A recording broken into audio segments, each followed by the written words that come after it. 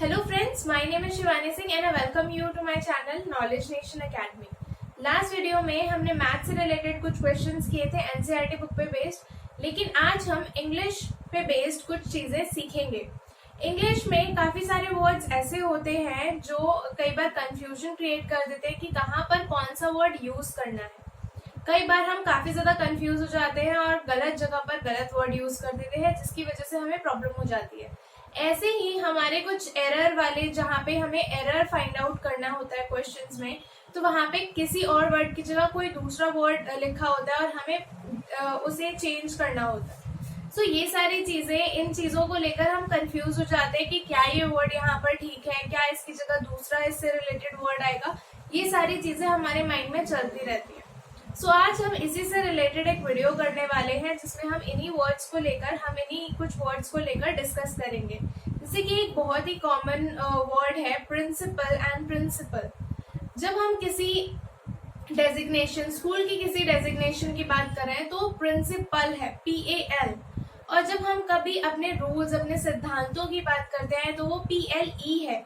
तो हम इनको लेकर काफी सारे ऐसे वर्ड्स हैं जो सिमिलर साउंड करते हैं, काफियों की स्पेलिंग सेम होती है काफी वर्ड्स की, और फिर इनमें कंफ्यूजन क्रिएट हो जाता है। तो आज हम इन्हीं वर्ड्स को लेकर वीडियो करने वाले हैं और इन्हीं वर्ड्स के यूजेस को देखेंगे कि कैसे, कहाँ पे कौन सा वर्ड यूज करते हैं। तो स्टार्ट करते हैं हमारे फर्स्ट ग्रुप ऑफ वर्ड, मतलब फर्स्ट जो वर्ड्स हैं जिनको लेकर कंफ्यूजन रहता है, उनके साथ स्टार्ट करते हैं।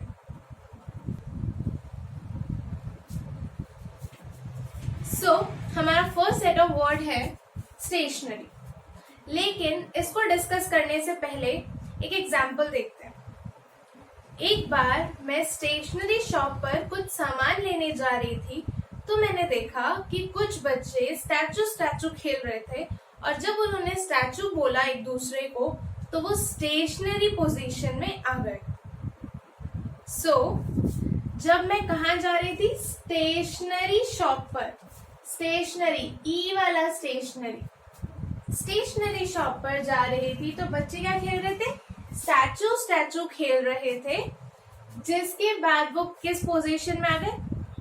स्टेशनरी पोजीशन में। जब मैं कुछ सामान लेने गई स्टेशनरी शॉप पर, जहां हमें सामान मिलता है, वो क्या है? हमारी स्टेशनरी, ERY, स्टेशनरी। जब हम स्टैचू पोजीशन में, तो वो क्या है? हमारा स्टेशनरी। मतलब स्टैचू में ए आता है ना, तो स्टेशनरी में, जिस स्टेशनरी में ए आएगा वो हमारा स्टैचू वाला स्टेशनरी है। और जब हमें सामान लेने जाना है तो वो कौन सा स्टेशनरी? दूसरा वाला, मतलब ई वाला स्टेशनरी है वो। तो जहां हमें स्टेशनरी का सामान मिलता है, मतलब पेंसिल, रबर, शार्पनर, ये सारी चीजें मिलती हैं, वो हमारा स्टेशनरी है। और जब हम स्टैचू पोजीशन की बात करते हैं, मतलब रुक गए, तो वो क्या है? हमारा स्टेशनरी। आई होप आपको इन दोनों में अब क्लियर होगा डिफरेंस कि कहाँ पे ARY यूज करना है, कहाँ पर ERY यूज करना है। So our second set of word is write versus drive. मेरी ड्राइंग के बारे में कोई भी कमेंट नहीं करने वाला है कि मेरी ड्राइंग बहुत खराब है। मेरी ड्राइंग बहुत अच्छी है, बस बोर्ड पे खराब हो जाती है। सो मेरी ड्राइंग के बारे में कोई कुछ नहीं कहेगा, ओके?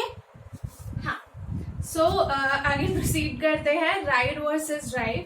इनमें भी काफी कंफ्यूजन रहता है कि हम कब राइट वर्ड यूज करें और कब हम ड्राइव वर्ड यूज करें। इसके लिए एक बहुत ही सिंपल सी चीज ध्यान रखनी है। जैसे मैं बोलूं I was riding a bicycle, I was riding a bicycle. I was riding a scooty. I was riding a scooter. I was riding a bike. इन सब चीजों में क्या थे? 2 wheels थे। जिन भी व्हीकल्स में 2 wheels होते हैं, वो उनके लिए हम क्या वर्ड यूज करते हैं? ड्राइव। लेकिन I was driving a car. I was driving a car. I was driving a truck. इनमें क्या है? 4 wheels होते हैं। जिनमें भी 4 wheels है, वहां पर हम क्या वर्ड यूज करते हैं? ड्राइव। जहां पर 2 wheels है, राइट, जहां पर 4 wheels है, ड्राइव। आई होप इन दोनों में बहुत ही बेसिक सा डिफरेंस क्लियर हो गया होगा।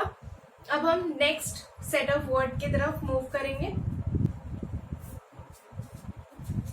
अब हम डिस्कस करने वाले हैं on time versus in time के बारे में। मतलब कहाँ पर हम ऑन टाइम यूज करते हैं और कहाँ पर हम इन टाइम यूज करते हैं। हमने ये दोनों ही वर्ड्स यूज किए हुए हैं, लेकिन इनमें एक बिल्कुल छोटा सा डिफरेंस है, वो डिफरेंस क्लियर करते हैं।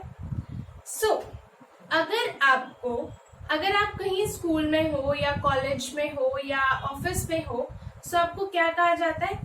बी ऑन टाइम, मतलब टाइम पर पहुंचना है। बी ऑन टाइम, टाइम पर आपको आना है वहां पर। ये नहीं है कि आप लेट आ रहे हैं या आप जल्दी आ रहे हैं या आपका जब मन कर रहा है आप तब आ रहे हैं, नहीं।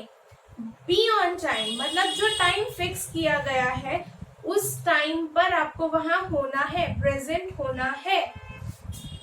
जैसे सी यू टुमारो एट कोई place, be on time, be on time.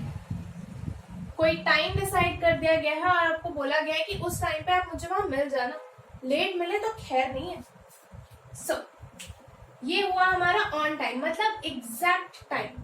अगर 7 AM की बात की गई है तो 7 AM की ही बात की गई है, 7:01 की बात नहीं की गई है या 8 AM की बात नहीं की गई है। आपको 7 AM का मतलब है 7 AM, या कोई भी एक टाइम दे दिया गया है, आपको उसी टाइम पर वहां होना है।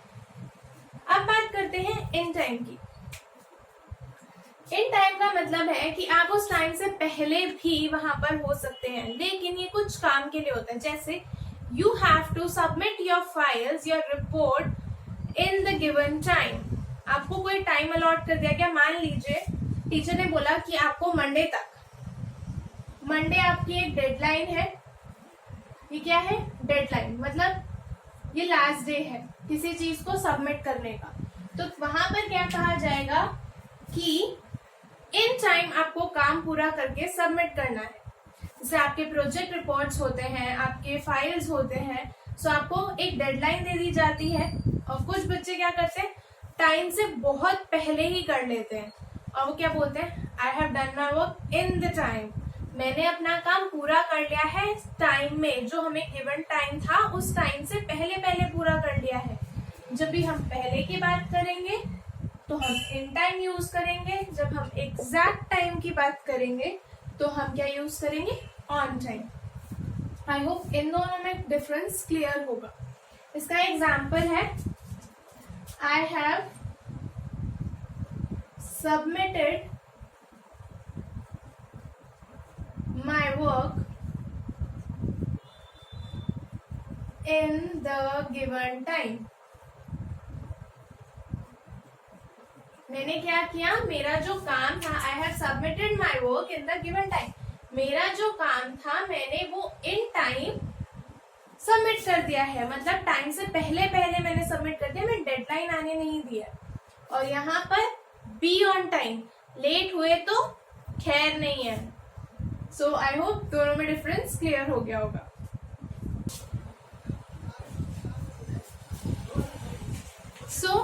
हमारा नेक्स्ट वर्ड है principal versus principles.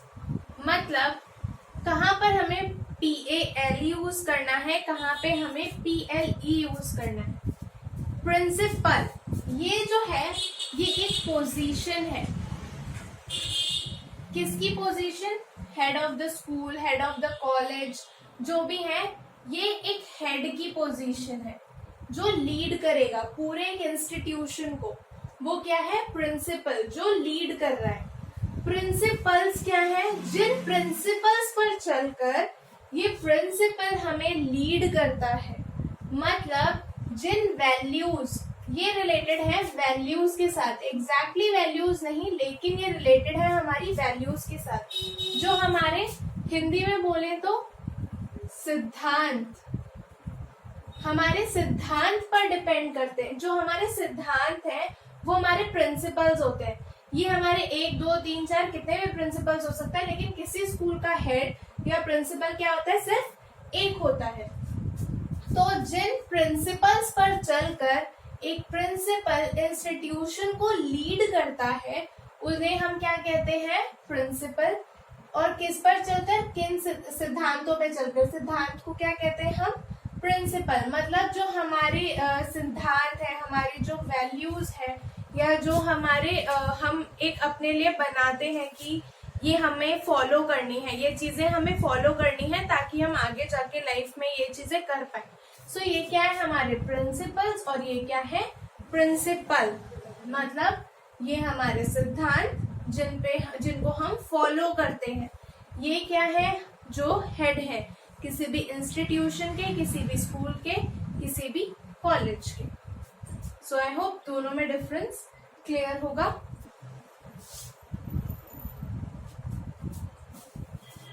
Now we are going to discuss a new set which is advice versus advice. ये बहुत कॉमन वर्ड है जिसमें बहुत ज्यादा मिस्टेक्स होती हैं और इसमें हमेशा ही कंफ्यूजन रहता है कि कहाँ पर C आएगा और कहाँ पर S आएगा। सो इसको हम बहुत ही सिंपल तरीके से क्लियर करने वाले हैं कि क्या आएगा, और इसके बाद आप नहीं भूलेंगे। एडवाइस और एडवाइस। अच्छा, आपने कभी एडवाइज्ड देखा है ये word?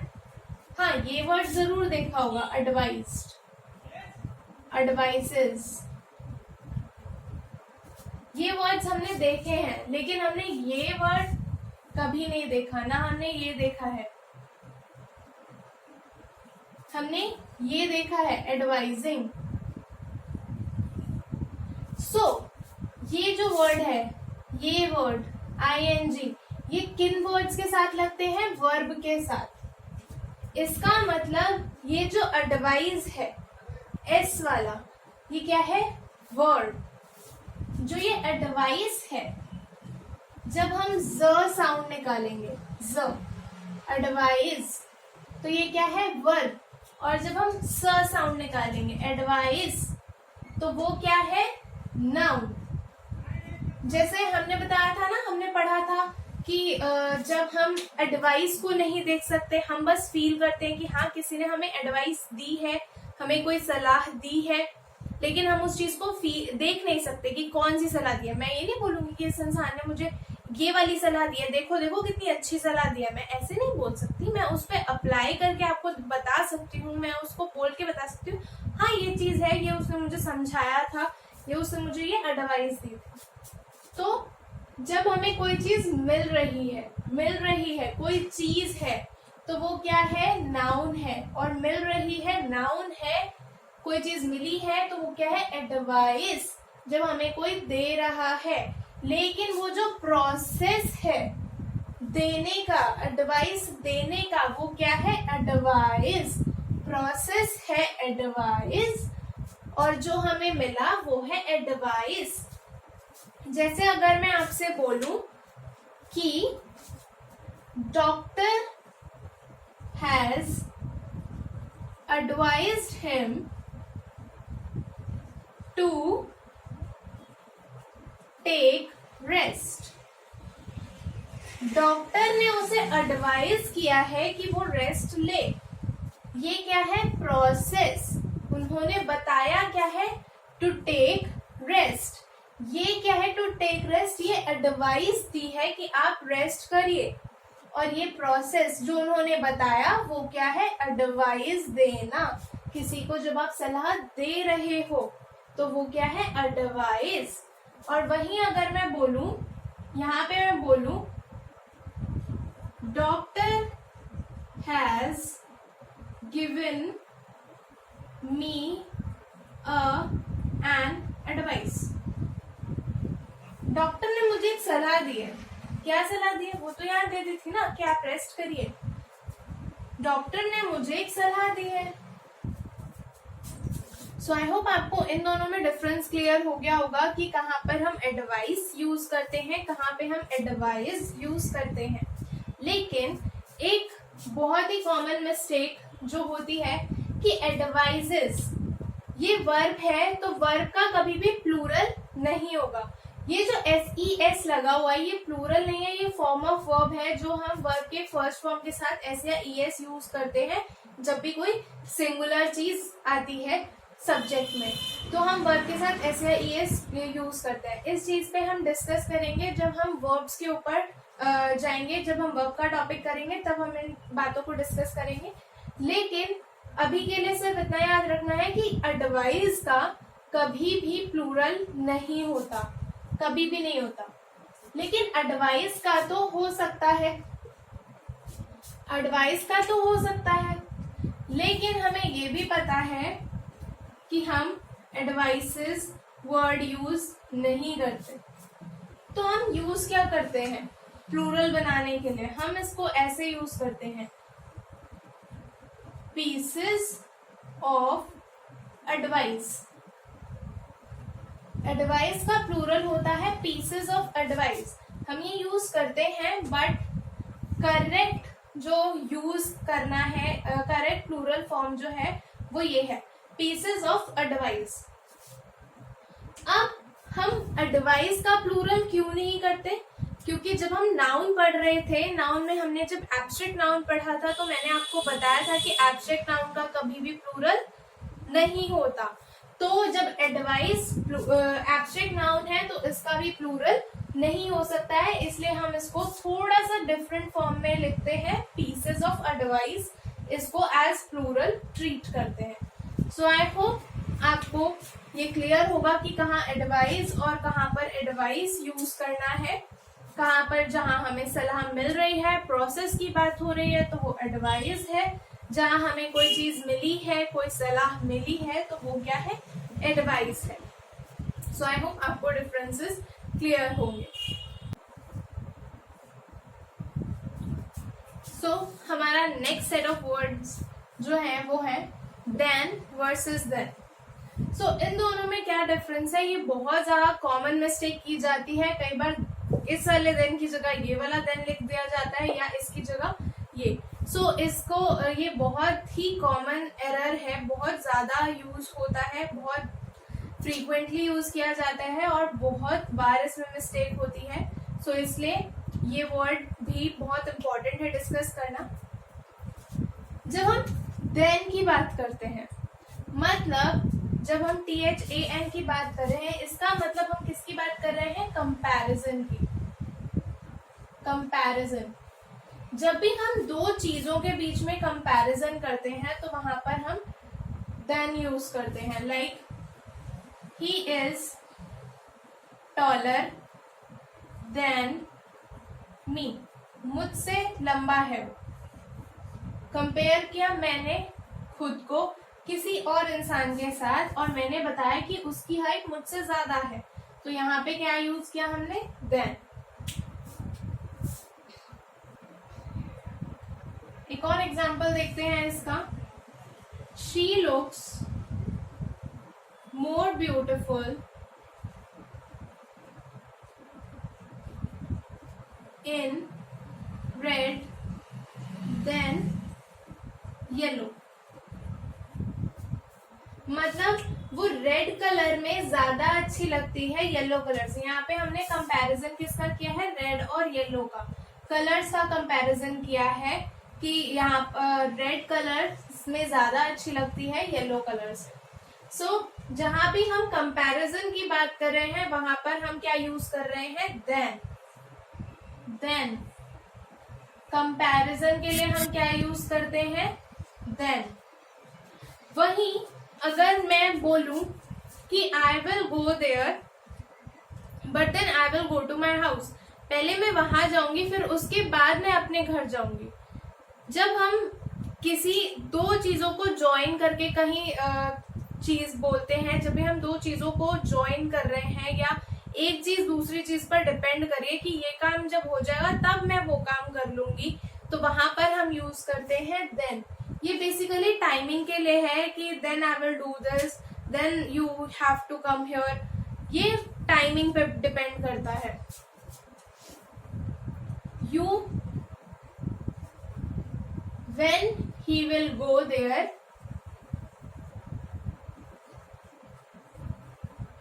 Then you will come here. जब वो वहां चला जाएगा तब तुम यहाँ आ जाना। मतलब जब कोई जा रहा है तब तुम्हारे आने का डिपेंड हो रहा है। अगर वो नहीं जाएगा तो तुम नहीं आओगे। इसका मतलब कोई डिपेंडेंसी शो हो रही है, टाइमिंग है कि अगर वो हो जाता है तो फिर तभी आप आगे प्रोसीड कर सकते हो। तो देन हम ऐसी चीजों के लिए यूज करते हैं जहां पर हमें डिपेंडेंसी शो करनी होती है, डायरेक्ट हम नहीं शो करते। टाइम के लिए भी हम शो करते हैं कि ये टाइम हो गया, then I will do this, इस टाइम के बाद ही मैं ये काम कर पाऊंगा, अदरवाइज मैं नहीं कर पाऊंगा। सो आई होप देन और देन के बीच में डिफरेंस क्लियर हो गया होगा कि कहाँ पर देन यूज करना है। कंपैरिजन सेम लॉजिक लगा सकते हैं, कंपैरिजन में ए आ रहा है तो देन यूज करेंगे, और जो दूसरा बच गया वो THEN वाला है तो हम यहाँ पे वो यूज करेंगे। सो आई होप आपको इन दोनों के बीच का डिफरेंस क्लियर हो गया होगा। हमने बहुत ही सिलेक्टिव वर्ड्स उठाए थे जो कि बहुत ज्यादा कॉमन है और इनमें काफी ज्यादा कॉमन एरर्स हो जाते हैं। सो आई होप आपको ये सेशन पसंद आया होगा। अगर आपको ये सेशन पसंद आया तो प्लीज इसे लाइक करिए और शेयर करिए, और कमेंट बॉक्स में मुझे जरूर बताइएगा कि आपको कौन सा पार्ट पसंद आया वीडियो का, कहाँ पे आपको लगा कि हाँ ये कुछ आपका कहीं पर भी अगर डाउट क्लियर हुआ है तो प्लीज मुझे बताइएगा। और अगर आपको किसी भी वर्ड से कोई भी और न्यू वर्ड जिससे रिलेटेड कोई भी कंफ्यूजन है तो प्लीज मुझे कमेंट बॉक्स में बताइए, सो दैट हम उसको नेक्स्ट वीडियो में इंक्लूड कर सकें। और प्लीज इस चैनल को सब्सक्राइब करिए कि ऐसे ही कुछ नए डिफरेंट टॉपिक्स, लीक से हटकर कुछ डिफरेंट टॉपिक्स हम लेके आते रहें, और जब भी हम ऐसा कुछ लेकर आए तो आपको उसके बारे में पता हो। You will get notified about it if you will subscribe this channel, so please subscribe to it, knowledge nation academy. That's all for today. मिलते हैं नेक्स्ट वीडियो में। Till then take care, thank you.